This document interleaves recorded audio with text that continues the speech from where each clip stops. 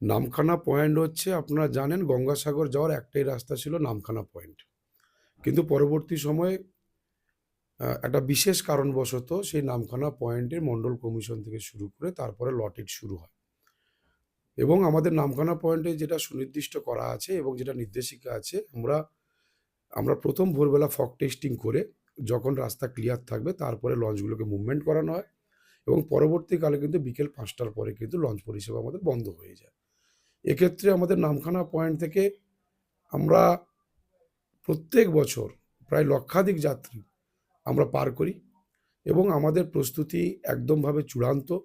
সেক্ষেত্রে লঞ্চ পরিষেবা থেকে শুরু করে অফিসার ডেপ্লয়েড থেকে শুরু করে সেখানে পিলগ্রিম সেট থেকে শুরু করে যা কিছু চ্যানেল ওয়ার্কিং দরকার, যেটা আমাদের যাত্রী সুরক্ষা থেকে শুরু করে হসপিটাল ম্যানেজমেন্ট থেকে শুরু করে আমাদের প্রত্যেকটা মুভমেন্ট সেল থেকে শুরু করে মানে এবং বিশেষ করে যারা স্বেচ্ছাসেবী সংস্থা তাদের অত্যন্ত সহযোগিতায় এবং যিনারা থাকেন পুলিশ ডিপার্টমেন্ট এবং আমাদের সিভিল ডিপার্টমেন্ট এবং লাইন ডিপার্টমেন্টের অফিসাররা সম্মিলিত প্রয়াসে আমরা সেবামূলক কাজের মধ্যে দিয়ে পঞ্চায়েত সমিতির সকল কর্মাধ্যক্ষ, মেম্বার, গ্রাম পঞ্চায়েতের প্রধান আমরা সকলেই উপস্থিত থাকি এবং তীর্থযাত্রীদের যাতে কোনোভাবে অসুবিধা না হয় আমরা সেক্ষেত্রে খুবই নজরদারি দিই। এবং আপনাদের বলতে পারি যে আমাদের গঙ্গাসাগর মেলা এই মুহূর্তে দাঁড়িয়ে ইনসিডেন্ট ফ্রি আমরা গত ২ বছর থেকে আমরা করছি এবং আপনারা জানেন মাননীয় মুখ্যমন্ত্রী আমাদের মমতা বন্দ্যোপাধ্যায় এ মেলা উদ্বোধন করেছেন আমাদের ৫ তারিখ এবং সেই মাননীয় মুখ্যমন্ত্রী মমতা বন্দ্যোপাধ্যায়ও কিন্তু তিনি নিয়ে হচ্ছে নবান্ন থেকে সরাসরি নজর রাখেন।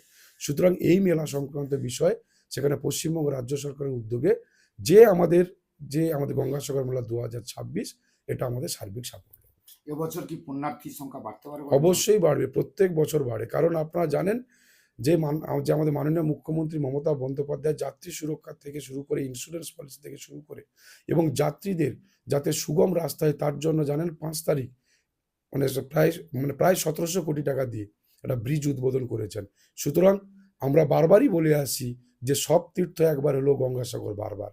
সুতরাং পশ্চিমবঙ্গ রাজ্য সরকারের তরফ থেকে আমরা সুনির্দিষ্ট এবং প্রত্যেক বছরের যে মেলায় যে তীর্থযাত্রী আসে এবছর তার রেকর্ড সংখ্যক এবং অধিক সংখ্যক সেখানে আমাদের তীর্থযাত্রী আসবে, এই প্রত্যাশা আমাদের আছে। আপনার নাম? আমার নাম অভিষেক দাস, আমি সভাপতি নামখানা পঞ্চায়েত সমিতি।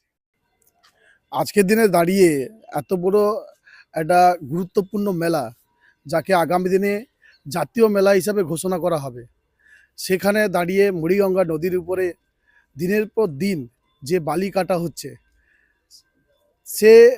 যে বালি কাটা হচ্ছে তাতে তবুও ড্রেজার এত কাজ করার পরেও তার ভ্যাসেল লেগে যাচ্ছে, ভাটার সময় চলছে না। তাহলে গুরুত্বপূর্ণ রাস্তা হচ্ছে কোনটা? লট 8-এর থেকে নামখানা থেকে বেনুবন যে আমাদের যে গুরুত্বপূর্ণ রাস্তা এবং সাগর মেলার যে এই রাস্তাটা একটা গুরুত্বপূর্ণ দিক, সেখানে যাত্রীদের নিরাপত্তার কথা ভাবেনি। কারণ অলরেডি আমরা দেখতে পাচ্ছি যে স্টেশন থেকে নেমে যাত্রীরা আসলে এখান থেকে যে লঞ্চগুলো ছাড়ে সেই লঞ্চগুলো সন্ধ্যার সময় ঠিক বন্ধ করে দেয়। কারণ আমরা জানি যে নদীতে যদি মার্কিং লাইট থাকতো তাহলে কিন্তু কোনো সমস্যা হতো না। এই মার্কিং লাইট নিয়েও আমাদের প্রতিবাদ। তাহলে কেন নদীতে মার্কিং লাইট করা হচ্ছে না? সেদিকে লট নম্বর 8-এ সেখানে জল কমে গেলে সেখানে যাত্রীরা পারাপার করতে পারে না, আর এদিকে সন্ধ্যা 6টার সময় আপনারা লঞ্চ বন্ধ করে দিচ্ছেন। তাহলে যাত্রীদের কোথায় নিরাপত্তা? আর যে ব্রিজের কথা বলছেন, এই ব্রিজ তো একদমই অসম্ভব। তার কারণ কিছুদিন আগে ভার্চুয়ালি মুখ্যমন্ত্রী ওই সেতুর উদ্বোধন করেছেন, আবার পরবর্তীকালে গঙ্গা মেলার সময় নাকি আবার উনি উদ্বোধন করেছেন। না আছে টেন্ডার, না আছে ওয়ার্ক অর্ডার। এটা হচ্ছে জাতীয় একটা জল সীমানা, সেখানে আন্তর্জাতিক সীমানাতে যদি ব্রিজ করতে হয় তাহলে সেন্ট্রাল গভর্নমেন্টের একটা এনওসি লাগে, সেটা আপনারা জানেন। কিন্তু আপনারা জিজ্ঞেস করবেন মমতা ব্যানার্জিকে যে এরম ধরনের কোনো এনওসি দেখাতে পারবে কি না, বা কোনো টেন্ডার বা কোনো ওয়ার্ক অর্ডার যদি দেখাতে পারে তাহলে ভাববো যে উনি সদয় হয়েছেন এবং আমাদের মেলাটাকে সুন্দর পরিবেশে আনার জন্য উনি ব্রিজটা করছেন। কিন্তু সব তো ভাঁওতা, এই ভাঁওতা দিয়ে বেশি দিন চলে না। আজকে যাত্রীদের যদি সুরক্ষার কথা ভাবতো তাহলে ওইখানে বছরের পর বছর কোটি কোটি টাকা খরচা করে যে বালিগুলো তোলা হচ্ছে তারপরেও চড়া পড়ে যাচ্ছে। কী কারণে পড়ছে? তাহলে কাজ সঠিক জায়গায় হচ্ছে না, সঠিকভাবে তার গুণগত মান কাজ হচ্ছে না, তার শুধু টাকা খরচা হচ্ছে আর অন্য কিছুই নেই।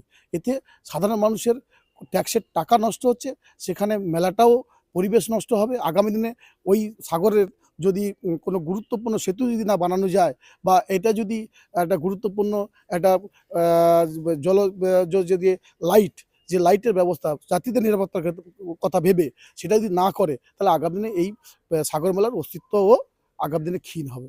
আপনার নাম? আমার নাম হচ্ছে অনুপ সামন্ত, আমি বিজেপির মথুরাপুর সাংগঠনিক জেলার অফিস সেক্রেটারি।